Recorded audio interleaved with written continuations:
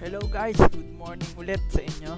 Tayo ay nagbabalik sa bagong episode ng Guide for Newbies, guys. Okay guys, for today's video, gagawa tayo ng bow team ball na slotted. Paano nga ba magbutas or mag-slot ng bow team ball dito guys sa Ragnarok Online?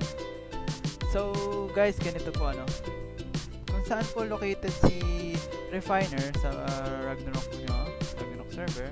Yan, dito makita si Holy Green. Yan. Tapos makikita nyo, pagkapasok nyo dito, meron dito sa left side, pasok kayo dyan. Then makikita nyo to si Seyablem. Ayan, dyan po nag-slot ng mga weapon and armors guys. Ayan. Guys, saan nga ba sila? Ayan, dito tayo papasok sa armors. Ayan. Sa armors isa nasa S-class. Ayan guys.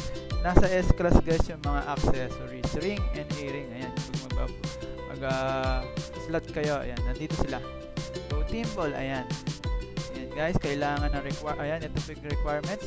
2 elu and 1M. Yan, kailangan guys, make sure na may zenny kayo bago kayo mag-slot ng item. And 2 elu nyo. Ayan guys, subukan natin kung makakagawa tayo, guys. Hindi ko lang sure, no, kung ilan yung percent. And, be aware po na masisira yung item pag nag-fail, ayan. Pati yung pera nyo mawawala yun yung bayad. Ayan. Okay, try natin. Okay. Isa pa ulit. Okay. Yan, failed na guys. So, nakakadalawa na agad ako. Failed lang ng failed. Guys, mababa yung chance nyo guys. Di ganun kadali mag-slot ng accessory. Baka 50% lang to guys Or di lang. Ayan guys. Wala tayong nagawa kahit isa yata. Uy! Walang natira guys.